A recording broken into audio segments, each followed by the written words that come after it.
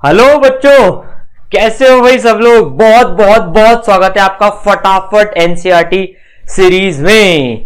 तो यार आज हम जो है क्लास 12th का chapter number 4 moving charge and magnetism के एनसीईआरटी को बिल्कुल शॉर्ट में करने वाले हैं। ये 41 पेज की पीडीएफ है, इसमें से 35 पेज अराउंड का चैप्टर है। इसको हम काट पीट के जो इंपॉर्टेंट पार्ट है इसको अराउंड हम काट के लगभग 14 से 15 पेजेस का ही कर देंगे। बड़ा चैप्टर है, काफी टाइम खाता है बच्चों का, पर अब नहीं खाएगा। एनसीईआरटी पढ़ने में टाइम वेस्ट नहीं होगा। जो मैं मार कराऊं बस वो मार करते जाना। पर्पस क्या है इसका, आपका एनसीईआरटी पढ़ने में टाइम वेस्ट ना हो। तो इसमें अजम्पशन यह है कि यार आप बोर्ड की तैयारी कर रहे हैं तो आपने कहीं और से चैप्टर पढ़ रखा है, जेईई नीट की तैयारी कर रहे हैं आपने कहीं और से चैप्टर पढ़ रखा है वो वाला। अब आप एनसीईआरटी पढ़ना चाहते हैं बोर्ड के पॉइंट ऑफ व्यू से, तो एनसीईआरटी बहुत इंपॉर्टेंट है। इसे जेईई नीट के पॉइंट ऑफ व्यू से भी एनसीईआरटी जो जो इंपॉर्टेंट लाइंस हैं मैं वो मार्क कराता जाऊंगा। तो बोर्ड के लिए और जेईई नीट के लिए सबके लिए मार्किंग एक साथ चलती जाएगी कि बोर्ड में है तो ये पढ़ लेना, बोर्ड के हिसाब से पढ़ रहे हो तो ये पढ़ लेना, और जेईई नीट के हिसाब से पढ़ रहे हो तो ये चीजें पढ़ लेना, ताकि मन में कॉन्फिडेंस रहेगा यार एनसीईआरटी हमने पूरी कंप्लीट कर ली है, छोड़े नहीं है। ठीक है, आई रिकमेंड जैसे ही आप ये चैप्टर पढ़ लो, चाहे जेईई नीट के लिए पढ़ रहे हो चाहे बोर्ड के लिए पढ़ रहे हो, चैप्टर पढ़ने के बाद में इस फटाफट सीरीज से गो थ्रू कर लेना, मार्किंग कर लेना और पढ़ते जाना। वो वाली लाइंस पूरी एनसीईआरटी कवर हो जाएगी। इसमें जो मैंने मार्किंग करी उसका प्रोसेस में बताता हूं। मैंने सबसे पहले बोर्ड के प्रीवियस ईयर के क्वेश्चंस देखे, जेईई नीट के प्रीवियस ईयर के क्वेश्चंस ध्यान ही है, उसके हिसाब से पूरी एनसीईआरटी में मार्क करी है। एम क्या है, आपकी दो चीजें बचाना। सबसे पहली टाइम मतलब आपका 40% से ज्यादा नहीं लगेगा और पूरा चैप्टर कवर हो जाएगा, कॉन्फिडेंस आ जाएगा। दूसरी इंपॉर्टेंट चीज आपकी ब्रेन पावर बचाना। भाई इसका पर्पस यही है। क्या होता है, अब जैसे मान लो हम शुरू से स्टार्ट करते हैं, मान लो हमारे पास किसी ने मार्किंग नहीं दे रखी है, हम एनसीईआरटी पढ़ने बैठे, आप साहब शुरू से पढ़ते हैं। Both electricity and magnetism have been known for more than 2000 years. However, it was only 200 years ago in 1820 that it was realized that they were immediately related, intermediately related, intimately related. अब आप देखो, अब यार ये जो चीज मैंने process करी, अभी एग्जाम पॉइंट ऑफ व्यू से शुरू की 3 लाइनें ना मेरे लिए इंपॉर्टेंट नहीं है, ना बोर्ड के लिए है, ना जेईई के लिए, ना नीट के लिए। इनमें से क्वेश्चंस नहीं आते हैं तो फिर मैं क्यों पढ़ूं। तो मैं आपको यहां पर मार्क करा दूंगा। आपको कॉपी पेन, एनसीईआरटी और पेन लेके बैठना है।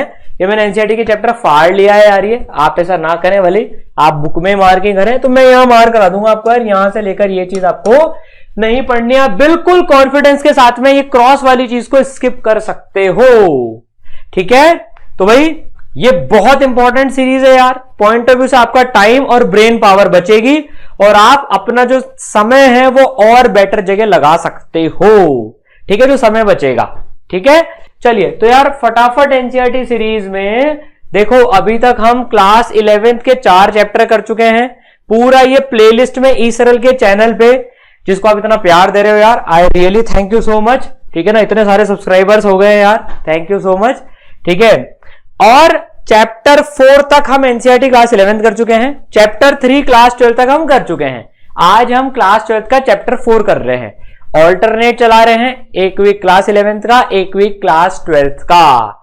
ठीक है, आपके एग्जाम से पहले आपके टर्म 1 की चीजें, टर्म 2 की चीजें कवर अप होती जाएंगी। ठीक है, अच्छा एक और इंपॉर्टेंट बात, मैं जो मार्क करा रहा हूं ये जनरल मार्क करा रहा हूं, मतलब ठीक है ना, टर्म 1 और टर्म 2 के इंडिपेंडेंट। सर अब टर्म 1 तो ऑब्जेक्टिव है, जो 2021 वाले बच्चों के लिए टर्म 1 ऑब्जेक्टिव है, तो सर उसमें डेरिवेशंस काम नहीं आएंगे, नहीं आएंगे। लेकिन मैं जनरल मार्क करा रहा हूं यार, कोई भी बच्चा देखे, किसी भी बोर्ड का देखे, उसके लिए सीरीज हेल्पफुल है, क्योंकि सारे बोर्ड में टर्म 1 टर्म 2 का मामला नहीं हुआ है अभी तक। Right on. ठीक है, चलो तो यार आपको क्या करना है, एनसीईआरटी और पेन लेके बैठना है, मार्क करते चलना।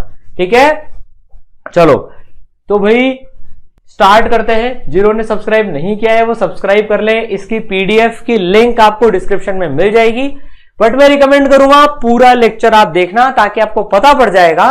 मैं बीच बीच में आपको चीजें भी बताता जाऊंगा कि भाई क्या चीज में क्या इंपॉर्टेंट है और क्या बताया गया, आप इसको छोड़ सकते हैं, नहीं छोड़ सकते। ठीक है ना, मतलब वो भी चीजें, किससे ज्यादा क्वेश्चन आते हैं, किससे कम क्वेश्चन आते हैं, वो भी साथ में बताता जाऊंगा। ठीक है, तो क्विकली करते हैं। चलो तो मार्क करना चालू करते हैं। ठीक है, मार्किंग की स्कीम आपको पता है, ओपीटी ऑप्शनल पढ़ने वाला, राइट मतलब जब मैं राइट लगाऊं मतलब वो तो कंपलसरी पढ़ना है, ठीक है ना, और डेरिवेशन एक्सप्लेनेशन में सब लिखता जाऊंगा, इसमें अपन सब लिखेंगे, ठीक है। चलो तो यार अब इसके इंट्रोडक्शन में कुछ चीजें इंपॉर्टेंट हैं, जैसे कि है ना, ये फर्स्ट ये 3 लाइन तो ठीक है। अब ये ओरस्टेड भाई साहब ने करंट कैरिंग स्ट्रेट वायर जो है उसमें डिफ्लेक्शन नोटिस करा, जो कंपास नीडल पड़ी थी पास में। ओरस्टेड भाई साहब का नाम इंपॉर्टेंट है इसलिए मैंने ये मार कर दिया यहां पर, ठीक है ना, कई बार नीट में पूछ लेते हैं ये नाम। और अलाइनमेंट ऑफ नीडल जो है वो टेंजेंशियल होती है इमेजिनरी सर्कल के, ठीक है ना, तो कि नीडल जो है वो सर्कल के टेंजेंट के अलोंग अलाइन करती है, ये अंडरलाइनिंग इंपॉर्टेंट है, ठीक है। फिर ये बीच का आप छोड़ सकते हो। फिर रिवर्स जब हम करंट को करते हैं, ये बाद में भी आएगा लेकिन मैं यही मार करा रहा हूं, तो फिर वो ओरिएंटेशन ऑफ नीडल भी रिवर्स कर देता है, और करंट बढ़ाने पर डिफ्लेक्शन बढ़ जाता है जब, और या फिर उसको पास में लेके आते हैं तो, ठीक है ना। आयरन फिलिंग्स जो स्प्रिंकल करते हैं वो फिगर 4.17 के हिसाब से डिस्ट्रीब्यूट कर लेती हैं, ये इंपॉर्टेंट है। तो नटशेल में मूविंग चार्जेस और current produce a magnetic field in surrounding space, ये डिस्कवरी हुई थी, ठीक है। तो इसके इंट्रोडक्शन में इंपॉर्टेंट लाइंस है, जनरल इंट्रोडक्शन बेकार होता है पर इसमें इंपॉर्टेंट लाइंस है इसलिए मार करा दी यहां से, ठीक है, ये पढ़ लेना। यहां के बाद से लेकर फिर आगे तक जो है ये वाला पार्ट आप पूरा छोड़ सकते हो, स्किप कर सकते हो ये वाला पार्ट, ठीक है। यहां पर आगे की बातें हो रही है, फलाना ढिमाका हो रहा है, हाँ भाई, ठीक है। तो यार ये कैसे अलाइन हो रहे हैं, वायर ऐसे रखे हैं, आयरन फिलिंग्स कैसे स्प्रिंकल हो रही है, ये डायग्राम्स इंपॉर्टेंट है, बोर्ड में आ जाते हैं। तो ये फिगर 4.1 के नीचे जो चीज लिख रही है ना, बोर्ड के पॉइंट ऑफ व्यू से इंपॉर्टेंट है, नीट पे भी कई बार पूछने जाने की संभावना है, इसलिए टिक लगा दिया, ठीक है। फिर ये जो पार्ट है, ये पैराग्राफ आप छोड़ दो बिल्कुल, इसको कोई दिक्कत नहीं है, सिंपल इनफ है। फिर इस चैप्टर में आगे क्या करेंगे, डॉट मतलब बाहर की तरफ, क्रॉस मतलब अंदर की तरफ, बचपन से पता है, इसको भी छोड़ दो, पढ़ने की जरूरत नहीं, बिल्कुल आगे बढ़ जाना बिंदास, भरोसा रखते हुए आगे बढ़ जाना, आप टेंशन ही मत लेना, ठीक है। तो कोई इतनी सारी चीजें कटा दी ऑलरेडी इस पेज पे। फिर ये यहां से लेकर ये पूरा नेक्स्ट अब सोर्स और फील्ड मैग्नेटिक फोर्स की यहां से लेकर इसको पूरा क्रॉस कर लो, पढ़ने की इसको भी जरूरत नहीं है, ये ऑलरेडी आपको आता है। यहां से लेकर यहां तक आपको पढ़ने की जरूरत नहीं है, ये इलेक्ट्रोस्टैट चैप्टर का रिकैप करा रहा है, ये इलेक्ट्रोस्टैट चैप्टर का रिकैप करा रहा है ये, कि भैया फील्ड कितनी होती है हमको पता है यार, वो रिकैप है, क्रॉस कर दो, नहीं पढ़ने की जरूरत है, ठीक है। फिर अगेन ये वाला पार्ट था कि यार देखो इतनी सारी चीज मैंने कैंसिल करा दी। अच्छा एक चीज और बताता हूं, जो बच्चे पहली बार ही एनसीईआरटी से पूरा चैप्टर पढ़ते हैं, मतलब उनके पास कोई और सोर्स नहीं है, ना वीडियो देखते हैं, ना कोई और किताब है, ना कुछ है, यार वो फिर पूरी एक एक लाइन पढ़े, जिनके लिए एनसीईआरटी ही सब कुछ है, और मतलब जो डे 1 से मतलब एक एक लाइन एनसीईआरटी की पढ़ रहे हैं ना, उससे चैप्टर की शुरुआत कर रहे हैं। दो में रिकमेंड नहीं करता ये काम, लेकिन वो लोग फिर पूरी पढ़े, है ना, वो एक एक लाइन पढ़े, ठीक है।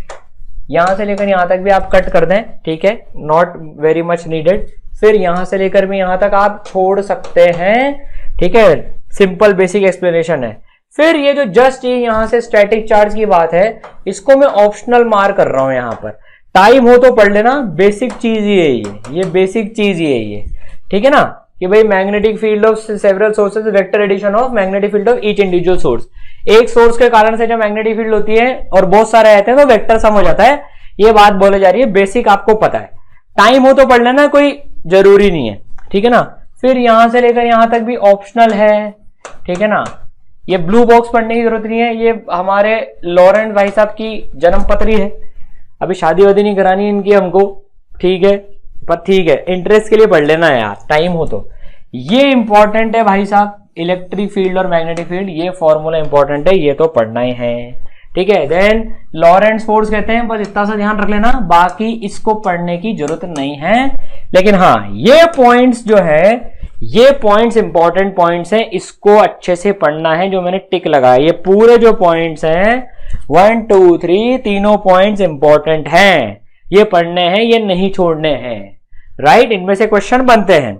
फिर एक्सप्रेशन वाला ये वाली जो बात है, यहां से लेकर आप 4.2a तक, यहां तक आप इसको काट सकते हो कि ये डायरेक्शन वगैरह बता रहा है कैसे होती है, क्या होती है, और यूनिट फोर्स क्या होती है। अब ये डेफिनेशन यहां पर है, ये डेफिनेशन बोर्ड के हिसाब से इंपॉर्टेंट है, ये पढ़ लेना, बोर्ड के हिसाब से इंपॉर्टेंट है ये वाला पार्ट, ठीक है। इसका यूनिट की बात हो रही है भाई साहब, ये टेस्ला के नाम पे रखा था यूनिट ये, ठीक है ना, यूनिट ऑफ व्हील्स, ये इसका डायमेंशन और उसके टर्म्स में है। छोटा यूनिट गॉस होता है जो कि 10 की पावर -4 टेस्ला होता है, ये इंपॉर्टेंट है। गॉस 10 की पावर -4 टेस्ला होता है, इंपॉर्टेंट है। अर्थ की जो मैग्नेटिक फील्ड है वो इतनी होती है 3.6 × 10 की पावर -5 टेस्ला, ये इंपॉर्टेंट है, याद रखना है ये 3.6 × 10 की पावर -5 टेस्ला, ठीक है। ये टेबल पढ़ने की जरूरत नहीं, आगे बढ़ो, दिमाग की एनर्जी और टाइम दोनों बचाओ, ठीक है। अब magnetic force on current carrying wire, current carrying conductor के करंट से मैग्नेटिक फोर्स ऑन कितनी लगती है, फील्ड पढ़ ली पहले तो थोड़ी बहुत, अब उसके ऊपर फोर्स कितनी लगती है एनसीईआरटी वो बताती है, फिर फील्ड वायर के चक्कर में बाद में आएगी, पहले उसके ऊपर फोर्स बताई जा रही है यहां पर, ठीक है। तो यार ये डेरिवेशन हो रहा है पूरा, ये आगे तक जो है ना ये डेरिवेशन हो रहा है आई एल क्रॉस बी का, आई एल क्रॉस बी का डेरिवेशन हो रहा है भाई साहब। तो ये जो पार्ट है ये डेरिवेशन है, ऑब्जेक्टिव में डेरिवेशन नहीं आ सकता है, उम्मीद है कैसे देंगे यार ऑब्जेक्टिव में, तो है ना, बोर्ड के हिसाब से डेरिवेशन वैसे इंपॉर्टेंट होता है, जब सब्जेक्टिव पेपर होता है तो उसका डेरिवेशन आ जाता है। जेईई नीट के हिसाब से आप इसको स्किप कर सकते हो, डेरिवेशन को आप डेरिवेशन को स्किप कर सकते हो। आगे बढ़ते हैं भाई पूरा, तो ये पूरा यहां तक जो है डेरिवेशन है, DER डेरिवेशन बोर्ड के हिसाब से इंपॉर्टेंट है, जेईई नीट के हिसाब से मत पढ़ना। फॉर्मूला जो है F vector is equal to IL cross B, L vector cross B vector, L vector cross B vector into I, ये फोर्स होती है एक वायर के ऊपर जो कि मैग्नेटिक फील्ड B में रखा हुआ है, ठीक है। L क्या है, वेक्टर है फलाना डिमाका, ठीक है ना, ये सारी चीजें यहां पर, और साइन हमने I का नहीं L का रखा हुआ है, I जिस डायरेक्शन में फ्लो कर रहा है उस डायरेक्शन में L वेक्टर का साइन लेते हैं, बताया हुआ है यहां पर। ये बोल रहा है कि अगर स्ट्रेट वायर नहीं हो तो समेशन कर देते हैं, और ये समेशन इंटीग्रेशन में कन्वर्ट हो जाता है, ये समेशन इंटीग्रेशन में कन्वर्ट हो जाता है, यहां पर ये बात बोली गई है, तो इसको भी एक नजर से घुमा लेना, ठीक है। चलिए, ये इंटरेस्टिंग है but exam point of view से नहीं है, टाइम हो तो पढ़ लेना, परमेबिलिटी और परमिटिविटी का अच्छा केस है, बाकी एग्जाम पॉइंट ऑफ व्यू से इसमें से नहीं आते हैं, पूरा बॉक्स कट गया है, ठीक है। ये जो एग्जाम्पल है हलवा एग्जाम्पल है, इजी है आपके लिए, ऑप्शनल है, बिल्कुल बैंड बज रही हो अगर मैग्नेटिक इफेक्ट में तो ये पढ़ लेना, नहीं तो छोड़ भी सकते हो, इजी है ये वाला एग्जाम्पल, फोर्स निकालनी है सिंपल, और मतलब ये मैग्नेटिक फील्ड कितनी हो कि वो ग्रेविटी को बैलेंस कर ले, मतलब पढ़ लेना यार, मैं इसको चलो टिक ही कर देता हूं यार, आप कर लेना इसको, ठीक है ना, इसको कर ही लो, कई बार इसमें से सीधे क्वेश्चन भी आ जाते हैं यार, इसको कर ही लो चलो आप, ठीक है। डंडनाडन डंडनाडन डंडनाडन, ये 4.2 अच्छा एग्जांपल है, इसको कर लेना, ये कर लेना भैया, ठीक है।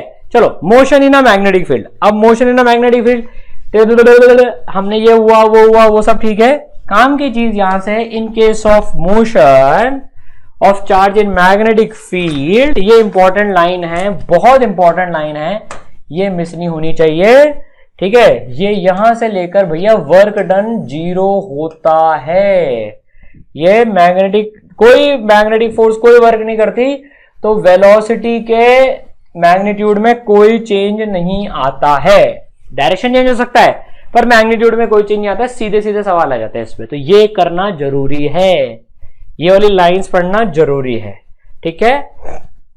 फिर ये भी यार पढ़ ही लेना, ठीक है। फिर अब यार ये पूरा ये केस बता रहा है कि कब वो यूनिफॉर्म सर्कुलर मोशन करता है, ये इस चैप्टर का सबसे इंपॉर्टेंट पार्ट है। तो पहला कंसीडर करो केस जब v b के परपेंडिकुलर है, जब वेलोसिटी b इधर है, वेलोसिटी इधर है, तो भाई क्यू वी क्रॉस बी, ये फोर्स होती है क्यू वी क्रॉस बी, उससे बता रहा है फोर्स इधर लग रही है, यूनिफॉर्म सर्कुलर मोशन करेगा, ठीक है ना।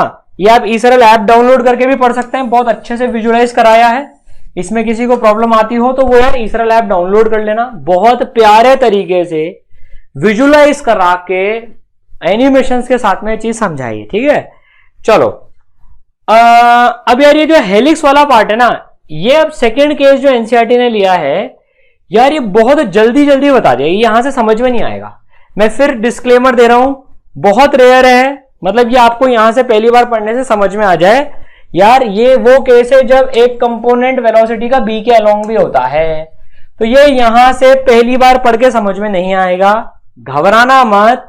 आपके बचाव के लिए ई सरल ऐप है, उसको आप डाउनलोड कर लेना और उसमें से ये हेलिकल पाथ वाला जो लेक्चर है, हेलिकल पाथ वाला जो लेक्चर है ना, ये पूरा 12 मिनट का ये लेक्चर है, इसको पढ़ लेना यार। हेलिकल पाथ को पूरा देखो, ये ना आपको हेलिक्स बनाते हुए बताया गया है यहां पर। ये एक गोला, फिर पार्टिकल दौड़ेगा, पार्टिकल दौड़ेगा 2x में, देख लो ना 6 मिनट में हो जाएगा, भले 2x में चलाते हैं। चलो तो भाई ये किस तरह से ये गोला जो है आगे बढ़ के निकलेगा, देखना। ये अभी पूरा हेलिक्स बन के पाथ बनेगा अभी आगे।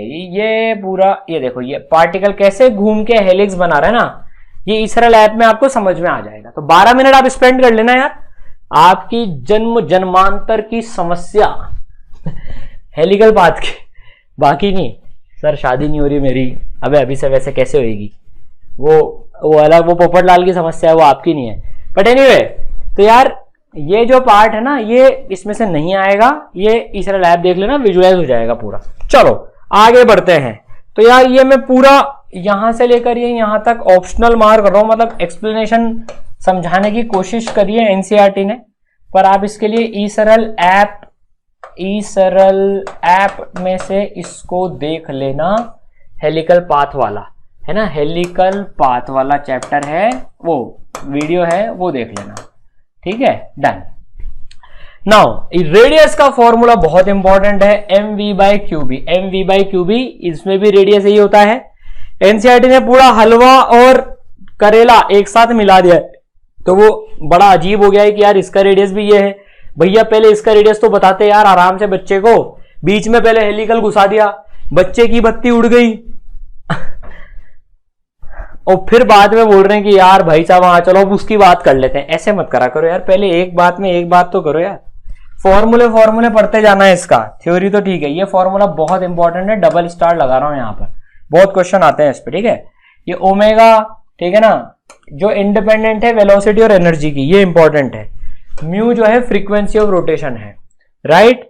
चलिए अब यार ये पिच की बात हो रही है यहां पर, ये भैया पिच हेलिक्स में कूद गया अभी यहां से, अभी टाइम पीरियड इतना होता है, ठीक है ना। अब ये वापस से हेलिक्स में कूद गया। अब पिच क्या होता है, v पैरेलल इनटू t, ये होता है, ये सरल ऐप से देख लेना, हेलिकल पाथ में मिल जाएगा। और ये जो रेडियस होता है सर्कुलर कंपोनेंट का, इसे रेडियस ऑफ हेलिक्स कहते हैं, रेडियस ऑफ हेलिक्स कहते हैं, जो कि mv/qb होता है। v परपेंडिकुलर हो जाती है यहां पर, ठीक है। चलिए बहुत बढ़िया। नाउ ये एग्जांपल है यार, ये एग्जांपल कर लेना, अच्छा एग्जांपल है, मतलब छोटा एग्जांपल है, पर कैलकुलेशन से घबराना मत, सोल्यूशन पढ़ लेना एनसीईआरटी का, कॉन्सेप्ट समझना है मेन इसमें, ठीक है। चलिए ये अगेन इंटरेस्टिंग है यार, ये क्या होता है, ये ओबामा पुबामा जो भी ये रहता है, ओरोरा बोरियोलिस, ओबामा नहीं, ओरोरा बोरियोलिस, बोरो प्लस का भाई है ये, ऐसा पढ़ने में लगता है, लेकिन इसको हटाओ, इंटरेस्ट के उससे पढ़ लेना इसको, aurora borealis. Exam point of view से ये स्किप मार सकते हो आप, ठीक है। चलो भाई साहब अब आ जाते हैं अपन वापस से वेलोसिटी सेलेक्टर पे। वापस से क्या मतलब, पहली बार ही आ रहे हैं। Motion in combined electric and magnetic field, velocity selector. यार ये पूरा सेक्शन पढ़ना, ये पूरा सेक्शन पढ़ लेना, ये इंपॉर्टेंट है, मतलब इसमें से जो है ना ये वाला पार्ट, मतलब ये पूरा इंपॉर्टेंट है। देन कब होता है, क्या होता है, कंडीशन क्या होती है कि पार्टिकल अनडिफ्लेक्टेड चल जाए, ये कंडीशन होती है। तो यार ये पढ़ लेना, नो फोर्स कंडीशन, ये क्रॉस्ड इलेक्ट्रिक और मैग्नेटिक फील्ड वेलोसिटी सेलेक्टर की तरह से काम करती हैं, और ये सारी कंडीशंस भी होती है क्या क्या होनी चाहिए। सो आई रिकमेंड यार, ये नीचे का ये पार्ट जे थॉमसन वाला पार्ट इंपॉर्टेंट नहीं है, ठीक है, मतलब आ जाता है, पढ़ लेना यार, इसको रीड मार लेना एक बार, ठीक है ना। चलिए यार ये जो साइक्लोट्रॉन पार्ट है ना यार, ये अभी जब सिलेबस रिड्यूस हुआ तो कुछ बोर्ड्स में से ये सिलेबस में से हटा दिया था, लेकिन यार ये जब आता था ना तो यार ये बहुत इंपॉर्टेंट पार्ट था, मतलब लगभग हर दूसरे साल में इसी से क्वेश्चन आते थे। तो इसको बोर्ड के हिसाब से पढ़ने से पहले मैं क्या आपको रिकमेंड करूंगा यार, वो जो क्वेश्चंस आते हैं ना प्रीवियस ईयर के, टॉपिक वाइज जो क्वेश्चंस आते हैं, ई सरल ऐप में भी आपको मिल जाएंगे। बोर्ड्स के इंपॉर्टेंट क्वेश्चंस जो हैं वो ई सरल ऐप में ही मिल जाएंगे आपको टॉपिक वाइज, ठीक है। ई सरल ऐप जब आप डाउनलोड करोगे तो आपको भाई ये board board board board board कहाँ गया, board previous year paper plus topic wise important questions जो हैं ये आपको मिल जाएंगे। इसमें मैग्नेटिक इफेक्ट ऑफ करंट के जो है आपको देखो 1 नंबर के, 2 नंबर के, 3 नंबर के, 5 नंबर के सारे इंपॉर्टेंट क्वेश्चंस विद सॉल्यूशन मिल जाएंगे, ठीक है ना। तो इसमें सिर्फ देख सकते हो या आपके पास कोई किताब हो लास्ट 10 इयर्स की कि इस टॉपिक में से क्या क्वेश्चन आए हैं आपके बोर्ड के रिलेवेंट, तो देखना साइक्लोट्रॉन में लगभग हर दूसरे साल में एक क्वेश्चन आता था। तो आपको क्या करना है, ये टॉपिक पढ़ने से पहले वो क्वेश्चंस देख लेना कि यार किस टाइप के क्वेश्चन आते हैं। जैसे explain the construction of cyclotron, what is cyclotron, what is principle of cyclotron. तो आपको प्रॉपर डेफिनेशंस पता होनी चाहिए कि यार मुझे इस क्वेश्चन में लिखना क्या है। आपको फंडा पता होगा साइक्लोट्रॉन कैसे काम करता है, लेकिन जैसे प्रिंसिपल में क्या प्रिंसिपल होता है, क्या फंडा होता है, जो लाइंस लिखने वाली इंपॉर्टेंट है वो आनी चाहिए बोर्ड के पर्सपेक्टिव से।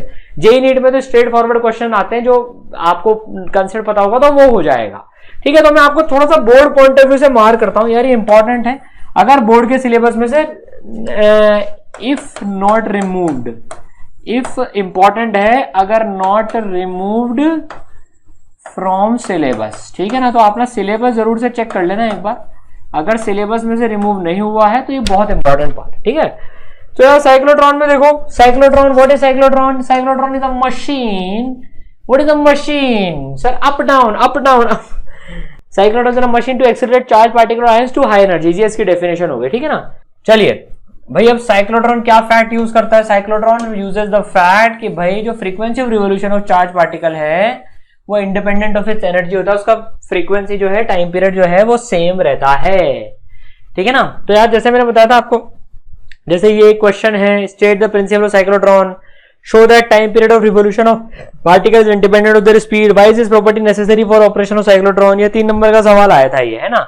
तो प्रिंसिपल क्या है? That charge particle moving normal to magnetic field experience magnetic Lorentz force due to which the particle moves in circular path. ये इसका वर्किंग प्रिंसिपल हो गया, ठीक है ना। चलिए बहुत बढ़िया। नाउ तो भाई ये जो पूरा पार्ट है, अब यहां से लेकर ये यहां तक, ये यहां से पूरी इसकी वर्किंग बता रहा है ये अभी ना, ये इसकी पूरी यहां से वर्किंग बता रहा है इसका, ये वर्किंग या फिर आप उसको कंस्ट्रक्शन, वर्किंग एंड कंस्ट्रक्शन दोनों बोल लो उसको, है ना। वर्किंग एंड कंस्ट्रक्शन ये यहां से पूरा यहां से स्टार्ट होकर, ये बोर्ड के हिसाब से इंपॉर्टेंट है, इसको पढ़ना है। और जेईई नीट के हिसाब से भी आपको इस चीज को तो पढ़ना है ही सही, ठीक है ना। यहां से आता पूरा वर्किंग और कंस्ट्रक्शन इसका आ गया, तो कंस्ट्रक्शन आ गया मेजरली, ठीक है ना। ठीक है, फिर ये हाई फ्रीक्वेंसी डीज में अप्लाई हो जाती है। टाइम पीरियड ये होता है, यार ये पूरा ही पढ़ लेना, मतलब ये है ना। फ्रीक्वेंसी जो है साइक्लोट्रॉन फ्रीक्वेंसी कहलाती है ये, ठीक है ना।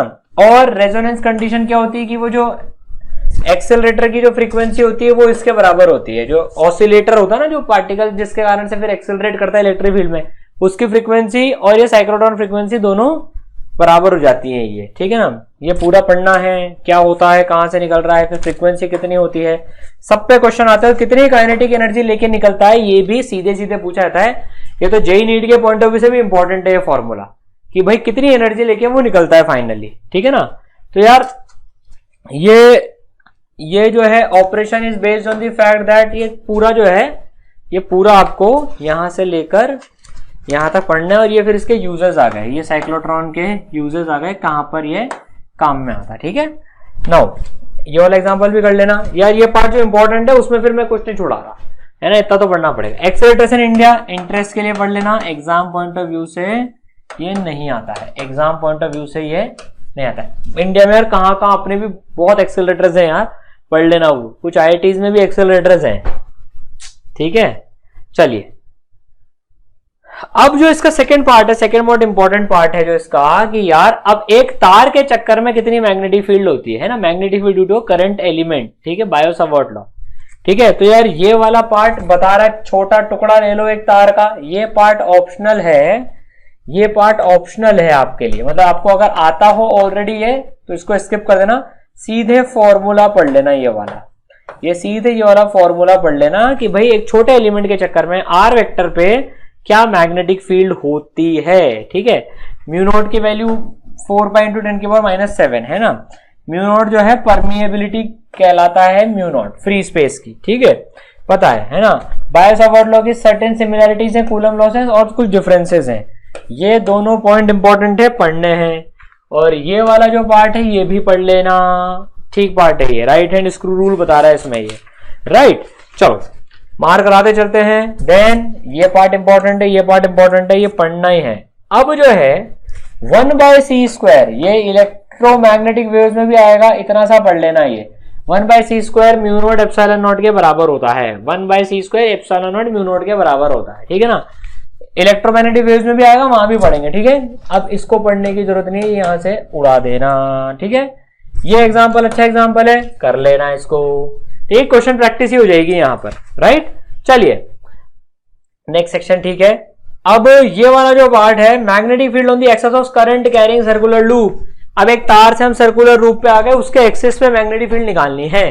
तो भैया बोर्ड में प्रीवियस ईयर क्वेश्चंस देख के ही बता रहा हूं, बोर्ड में इसका डेरिवेशन आता है, यहां से इसका डेरिवेशन चालू है, बोर्ड के हिसाब से इंपॉर्टेंट है, जेईई नीट के हिसाब से डेरिवेशन मत पढ़ना, ये पूरा इसका डेरिवेशन चल रहा है यहां से। ये भैया ऐसा एक एलिमेंट के चक्कर में होएगा, फिर ऐसा होएगा। इसको याद करने की ट्रिक मैंने इसरल के लेक्चर में भी बताई है और रिवीजन वीडियोस में बताई है, इस फॉर्मूले को याद करने की ट्रिक। तो यहां से लेकर पूरा यहां तक ये डेरिवेशन है, और ये जो फॉर्मूला है फिर ये इंपॉर्टेंट है, ये कर लेना भाई। ऊपर से लेकर ये यहां तक डेरिवेशन है पूरा, ठीक है।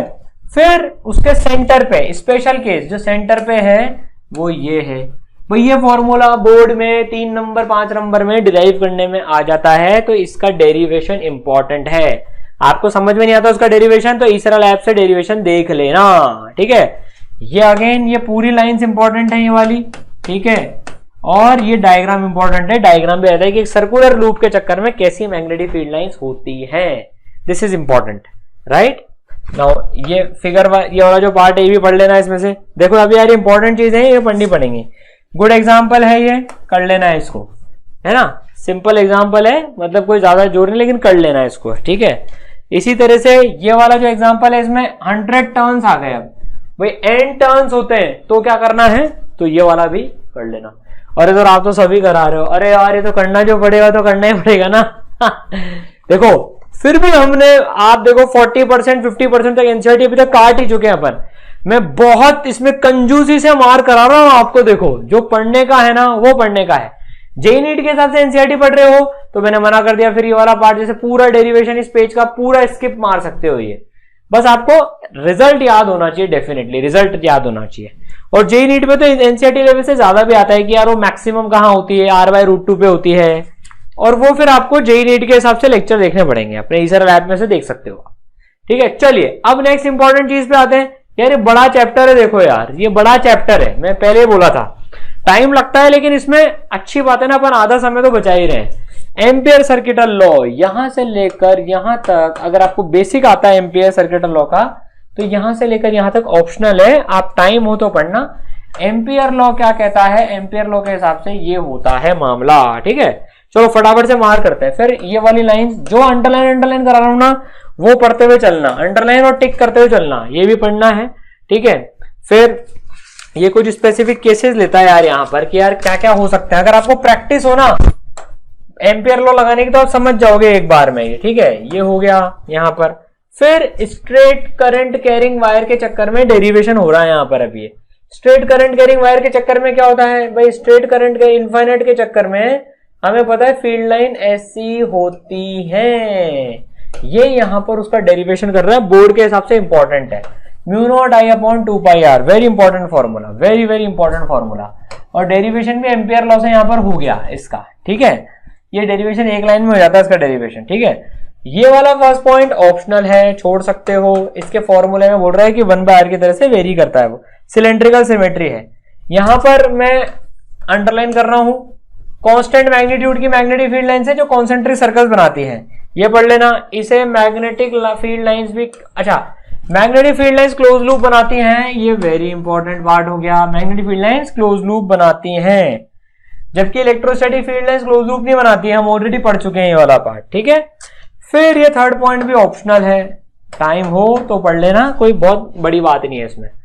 चलिए भाई अब ये चौथा पॉइंट क्या है, हाँ भाई ये चौथा पॉइंट राइट हैंड रूल बता रहा है कैसे एक तार से हम डायरेक्शन ऑफ मैग्नेटिक फील्ड निकाल सकते हैं, ठीक है।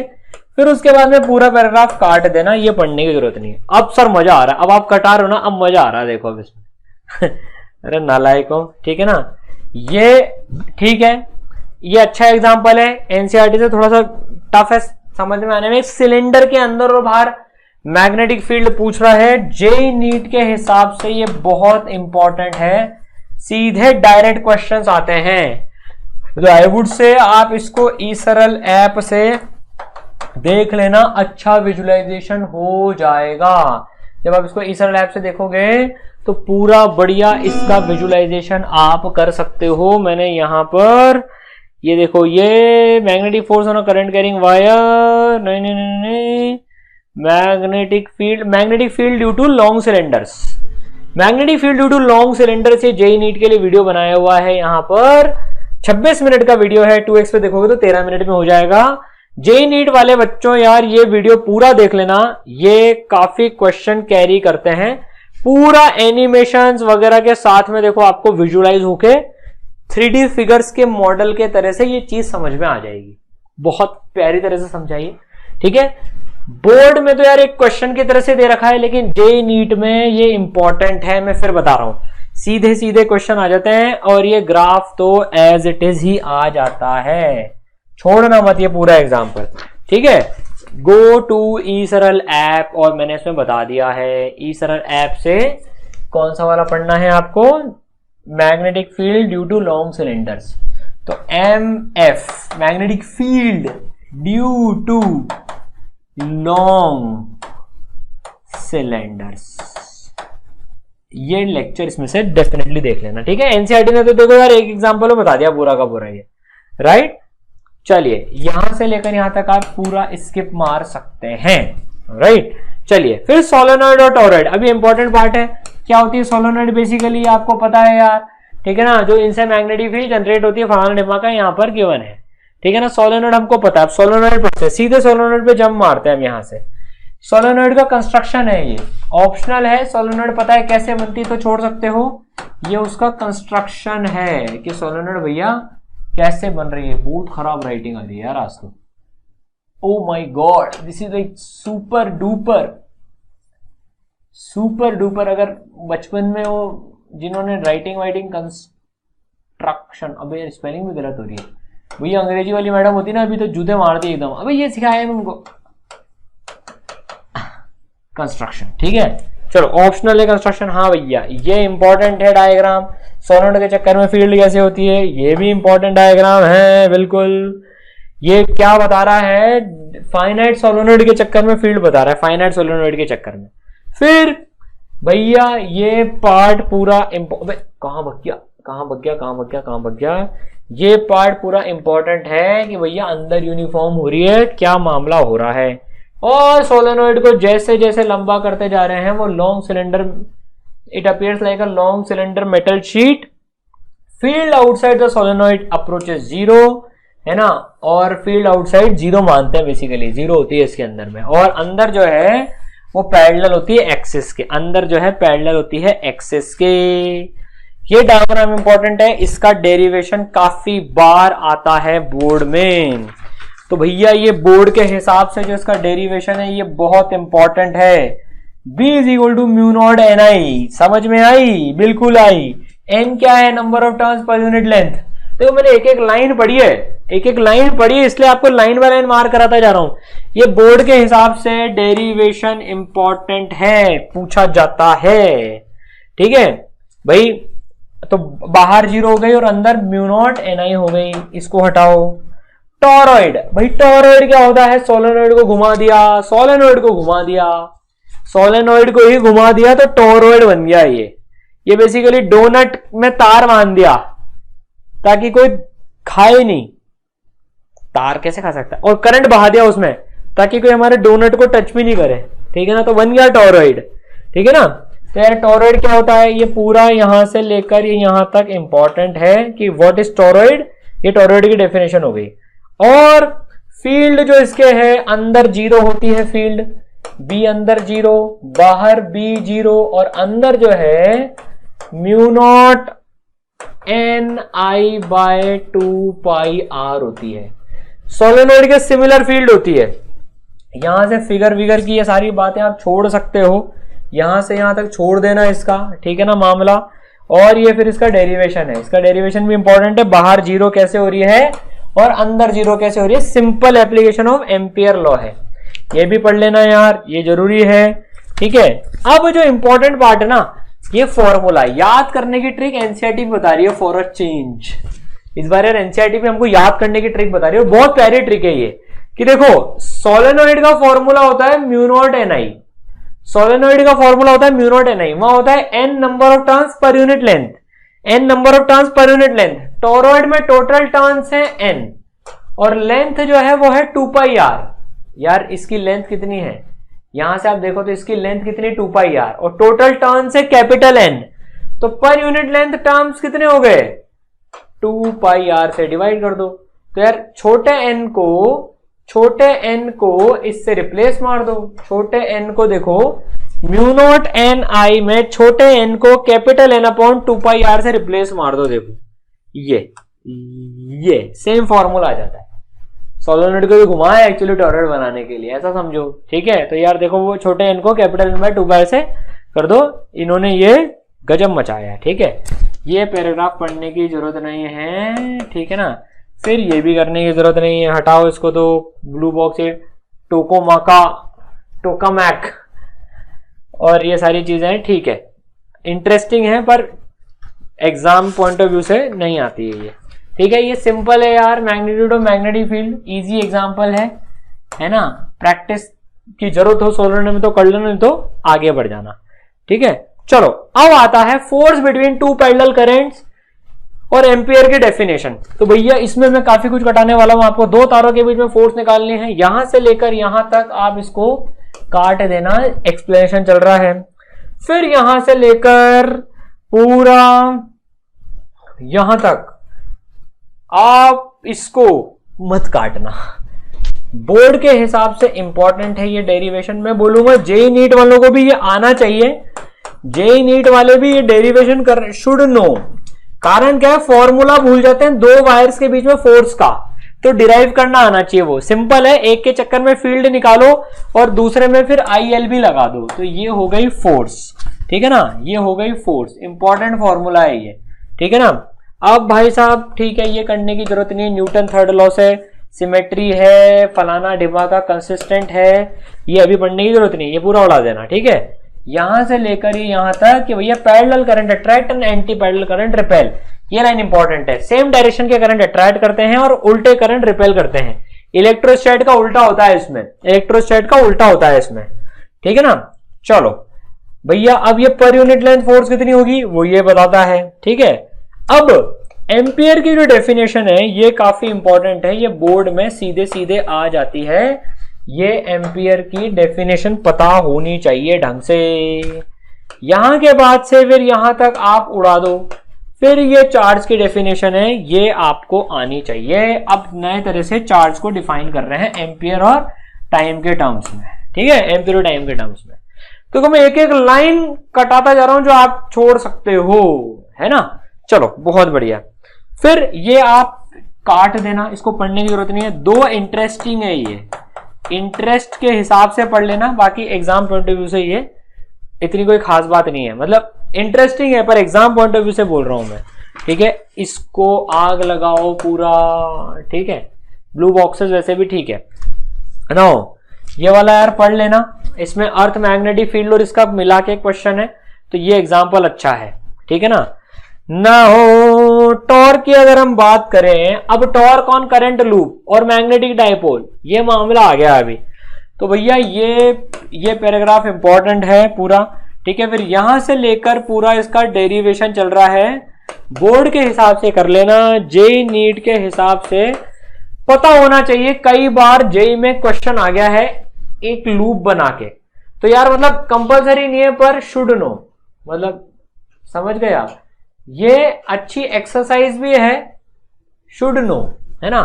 तो भैया ये यहां से लेकर पूरा पूरा पूरा पूरा पूरा पूरा पूरा ये यहां तक, ठीक है, ये पूरा डेरिवेशन है यहां तक। चारों वायर पे फोर्स निकालना सिखाया है, फिर टॉर्क बताइए, पढ़ लेना। ठीक है, तो टॉर्क जो है I A B sine theta, I A B sine theta. ठीक है, फिर ये बोल रहा है कि मैग्नेटिक मोमेंट डिफाइन करा है इसने I into A, I into A magnetic moment define करा है। ये पूरा पैराग्राफ पढ़ना है, ये फॉर्मूला इंपॉर्टेंट है। Torque is equal to M cross B, M cross B is the torque, M cross B is the torque which is similar to P cross E. Electrostatic में आपने पढ़ा था ना, पी क्रॉस ई torque होता है। तो जैसे इलेक्ट्रिक डायपोल होता है, या आप मैग्नेटिक मूवमेंट मैग्नेटिक डायपोल की तरह से समझो इस एम को मैग्नेटिक डायपोल की तरह से समझो। ये मैग्नेटिक मूवमेंट कहलाता है, मैग्नेटिक मूवमेंट। ठीक है, डायमेंशन ऑफ मैग्नेटिक मूवमेंट, ये भी कई बार क्वेश्चंस आ जाते हैं, वो आप निकाल सकते हो आई इंटू ए से। ठीक है, फिर ये वाली लाइन भी इंपॉर्टेंट है यार, इससे सवाल बनते हैं। फिर एम और बी अगर एक दूसरे के पैरेलल हैं तो इक्विलिब्रियम स्टेबल होता है।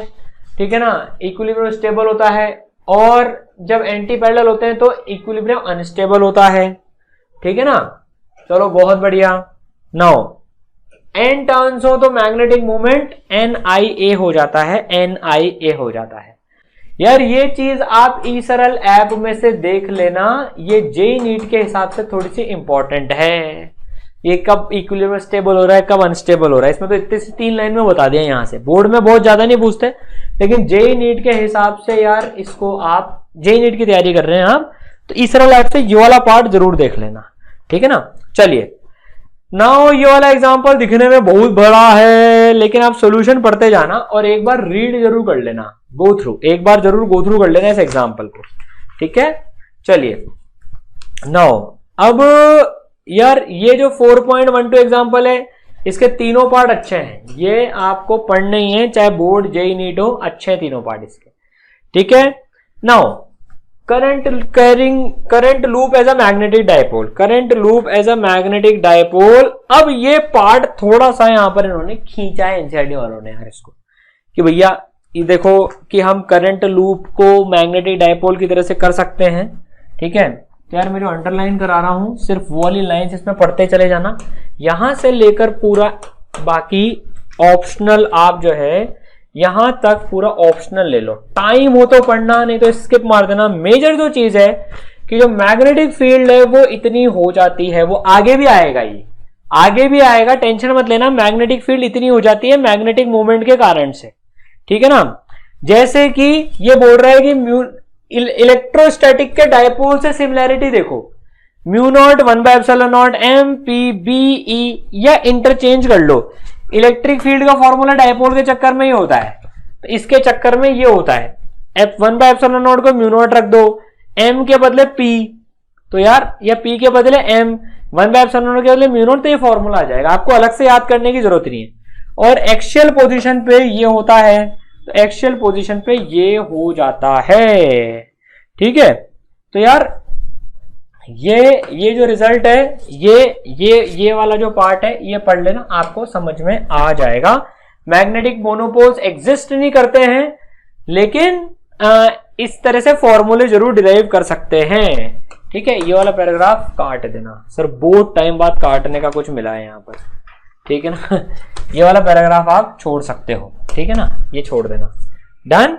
चलो अब भाई, हाँ तो ये एक बार वापस आएगा आगे चल के कि एक मैग्नेटिक मोमेंट के चक्कर में मैग्नेटिक फील्ड एक्सिस पे और इक्वेटोरियल पोजीशन पे, सॉरी एक्सिस पे और इक्वेटोरियल पोजीशन पे कितनी होती है, ये इक्वेटोरियल पोजीशन पे होती है, ये एक्सियल पोजीशन पे होती है। Same formula as dipoles, right.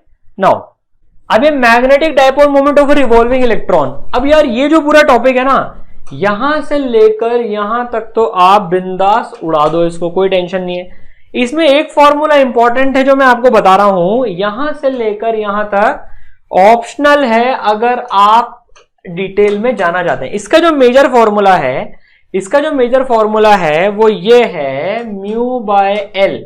मैं कैपिटल एल से बताता हूं, इन्होंने स्मॉल एल से बताया, कैपिटल एल या small L, NCERT small L बोलती, तो अभी स्मॉल एल लिख रहा हूं। एंगुलर मोमेंटम है ये, स्मॉल एल है ना, तो भी देखो mu by L is equal to Q by 2m होता है। और ये जो यहां पर ये जो म्यू है, magnetic dipole moment of a revolving electron, ये इसका मैग्नेटिक डायपोल मोमेंट है, ठीक है ना। तो भाई तो इसमें ये जो आपको चीज बताई जा रही है ना, mu by L is equal to Q by 2m की ही यहां पर बात हो रही है। Magnetic moment mu, angular momentum L, Q charge और मास m, ये किसी के लिए भी होल्ड करता है। ये बहुत इंपॉर्टेंट फॉर्मूला है। Mu by L, revolving electron, कोई चार्ज, यूनिफॉर्मली डिस्ट्रीब्यूटेड चार्ज और डेंसिटी वाली बॉडी घूम भी रही हो तो सबके लिए ये होल्ड करता है। सॉलिड बॉडी के लिए होल्ड करता है, मतलब रिंग, डिस्क, कोई सी भी आर्बिट्री शेप की बॉडी के लिए भी होल्ड करता है। Mu by L is equal to Q by 2m, ये याद रखो आप। इलेक्ट्रॉन में माइनस साइन लगा दे क्योंकि इलेक्ट्रॉन का चार्ज माइनस ई है, ठीक है ना। बस आप तो एक फॉर्मूला याद रखो, mu by L is equal to Q by 2m, सारा वही चल रहा है। देखो ये प्रोटॉन के लिए भी देखो mu by L is equal to Q by 2m, simple. ये गायरोमैग्नेटिक रेशो कहलाता है, ये गायरोमैग्नेटिक रेशो कहलाता है। ये कांस्टेंट है भाई, इसकी वैल्यू इलेक्ट्रॉन के लिए इतनी आती है, इलेक्ट्रॉन के लिए इतनी आती है इसकी वैल्यू, याद रखने के लिए वैसे जरूरत नहीं है, ठीक है। अब यार ये थोड़ा सा ये वाला जो पार्ट है ना, ये मॉडर्न फिजिक्स में घुस गया, ये मॉडर्न फिजिक्स में घुस गया। बोर मैग्नेटॉन वाला जो पार्ट है, बोर्ड के हिसाब से पढ़ लेना, जेई नीट में रेयरली आस्क होता है, ये रेयरली आस्क्ड, जेई नीट में बहुत ज्यादा नहीं पूछते हैं इसको। मॉडर्न फिजिक्स में तो हम पढ़ेंगे ही सही कि mvr is equal to nh/2π से पूरी बोर्ड की थ्योरी डिराइव होती है। तो लेकिन बोर्ड के हिसाब से ये वाला पार्ट बोर मैग्नेटॉन एक बार गो थ्रू कर लेना, ठीक है। फिर ये पूरा पैराग्राफ आपको कोई पढ़ने की जरूरत नहीं है एग्जाम पॉइंट ऑफ व्यू से, ठीक है ना। इसको क्रॉस कर दो आप, ठीक है, समझ गए। चलो बहुत बढ़िया। तो यार मोटा मोटा मैंने इसको बता दिया, mu by L is equal to Q by 2m, right. चलिए, मूविंग कॉइल गैल्वेनोमीटर, बहुत बड़ा चैप्टर है यार ये। बच्चे क्या यहां तक आते हैं एनसीईआरटी में दम तोड़ देते, पर दम तोड़ने की जरूरत नहीं है। देखो मैंने पूरी मार्किंग करा दी आपको, 50% से ज्यादा एनसीईआरटी कट चुकी है अपनी। पढ़ जरूर लेना, पढ़ जरूर लेना भैया, बाद में याद करोगे sir thank you so much, आपने ये सब बता दिया। यहां से लेकर यहां तक आप इसको डिलीट कर दो, डिलीट मतलब यहां से यहां तक पढ़ने की जरूरत नहीं मूविंग कॉइल गैल्वेनोमीटर में। फिर गैल्वेनोमीटर का कंस्ट्रक्शन कैसे होता है वो यहां पर बता रखा है, ये पढ़ लेना यार part. Torque is equal to NIAB, NIAB यहां से लेकर यहां तक का पूरा पार्ट आपको पढ़ना है, ठीक है। फिर मैग्नेटिक टॉर्क किससे बैलेंस होता है, ये स्प्रिंग से, काउंटर टॉर्क से बैलेंस होता है। फाई इतना एंगल ही घूमता है ट्विस्ट में, ठीक है ना। अब इसके जो यूजेस हैं, इसके जो यूजेस यहां पर आ गए, it can be use to detect current flowing in the circuit, current flow का मेजरमेंट में काम आता है ये, है ना, कि किधर करंट फ्लो हो रहा है और कितना हो रहा है वो मेजर करने में काम आता है ना। इसको हम एज इट इज एमीटर की तरह से यूज नहीं कर सकते, पर गैल्वेनोमीटर बहुत सेंसिटिव इंस्ट्रूमेंट होता है। अब ये यहां से आपको समझ में आना बंद हो जाएगा अप्रोक्सीमेटली। शंट रेजिस्टेंस, ये गैल्वेनोमीटर इनटू एमीटर में कन्वर्जन हो रहा है यहां से। वेरी इंपॉर्टेंट बात जेईई और नीट के हिसाब से, बोर्ड के हिसाब से भी वेरी इंपॉर्टेंट है, लेकिन ये यहां से समझ में नहीं आएगा। एक पैराग्राफ में एनसीईआरटी वालों ने यार बहुत तेजी से समझा दिया। आई एम सॉरी टू से दिस, क्या करें यार, ये वही चीज हो गई, छोटे बच्चे को बता दिया हाँ भैया वो क्या है बेटा, वो चंदा मामा नहीं है, वो क्या है, वो वही है स्फेरिकल ऑब्जेक्ट जिसकी खुद की लाइट नहीं। बैंड बजा दी यहां पर, नहीं भैया ये नहीं आएगा, इसको आप ईसरल ऐप से पढ़ें। बहुत प्यारा टॉपिक है, बहुत क्वेश्चन आते हैं, बिना समझे क्रैक नहीं होंगे क्वेश्चन इसमें। तो भैया गैल्वेनोमीटर इनटू एमीटर वो हमने पढ़ा है करंट इलेक्ट्रिसिटी में। करंट इलेक्ट्रिसिटी में गैल्वेनोमीटर एंड एमीटर कैसे बनते हैं, सॉरी गैल्वेनोमीटर से एमीटर और वोल्टमीटर कैसे बनते हैं, 45 मिनट्स का वीडियो है। 2x पे देखोगे तो लगभग 25 मिनट में आप खत्म कर लोगे, पूरा ढंग से एनिमेट करके और एग्जाम्पल के साथ में ये चीज कराई गई है। करंट इलेक्ट्रिसिटी में मिलेगा, मैं फिर बता रहा हूं, constructing ammeter and voltmeter, right, समझ गए। तो यार ये बहुत इंपॉर्टेंट चैप्टर है। देखो मेरे को 45 मिनट्स लग गए जो चीज समझाने में, एनसीईआरटी ने उसको यार लगभग एक पैराग्राफ में या 2 पैराग्राफ में यहां पर समझा दिया। आई एम यार literally very sorry for you guys यार कि आपको इसमें एनसीईआरटी में बैंड बच जाएगी। बस यहाँ पर लगभग जो है ना ये बस अब ये सेंसिटिविटी आ गई five by is equal to N A B by K, बहुत बढ़िया। फिर किससे क्या होता है, ये इंपॉर्टेंट पार्ट है। फिर अब वोल्ट मीटर में कंस्ट्रक्शन करना है, ये वोल्ट मीटर में कंस्ट्रक्शन करना है, ये पूरा पढ़ना है। वोल्टेज सेंसिटिविटी भी पूरी पढ़नी है। फिर ये वाला पार्ट भी इंपॉर्टेंट है यार, इसमें से सवाल आ जाते हैं जेई नीट में कई बार, जेई में आया हुआ है इसका सवाल, इसलिए मैंने स्टार मार्क कर दिया। तो ये आपको पढ़ना पूरा है, लेकिन मैं रिकमेंड करूंगा ईसरल ऐप में से करंट इलेक्ट्रिसिटी चैप्टर में से पहले गैल्वेनोमीटर का एमीटर और वोल्ट मीटर में कन्वर्जन देख लेना, ये करंट इलेक्ट्रिसिटी, ठीक है, और ये इसका ये वाला पार्ट, ठीक है। तो जिंदगी हो जाएगी आसान। ये काफी अच्छा एग्जांपल है, ये तो करना ही है, बोर्ड में भी आता है और जेईई नीट में भी आता है। इसी के साथ में हमने ये चैप्टर कर लिया है समाप्त, ठीक है। ये चैप्टर हमारा हो गया, आप समझ ही आ गए अब तो यार। तो भैया ये चैप्टर समाप्त हो गया अपना, मतलब 40% तक चैप्टर रह गया ये वाला यार, इसमें बहुत ज्यादा कटिंग है सर, 60% हो तो गई, डिसेंट इनफ है यार, वाकई में डिसेंट इनफ है।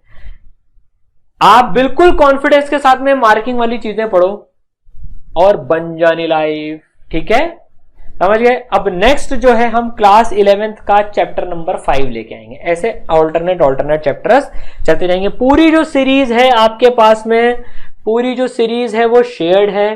पूरी ये जो फटाफट सीरीज है, देखो आप ईसरल के चैनल पे जाना, प्लेलिस्ट में जाना, फटाफट एनसीईआरटी सीरीज की पूरी सीरीज है, इस प्लेलिस्ट में हम वीडियोस डालते जाते हैं। और इसकी पीडीएफ आपको लिंक डिस्क्रिप्शन में गिवन है, ईसरल ऐप में इसकी पीडीएफ मिल जाएगी, एक बार डाउनलोड करनी पड़ेगी और सारी पीडीएफ आपको वहां पर इस कोर्स में मिल जाएगी, ठीक है। तो भाई चैप्टर आपने पढ़ लिया जेईई नीट के हिसाब से, बोर्ड के हिसाब से, तो फिर फटाफट एनसीईआरटी सीरीज का चैप्टर देख लेना जो आज कराया, चैप्टर नंबर 4, मार्किंग्स करते हुए पढ़ते चलते जाना, ठीक है। चलो ऑल द बेस्ट, मजाना है, और जिसने सब्सक्राइब नहीं करा अभी तक वो सब्सक्राइब कर लेना। चलो ऑल द बेस्ट।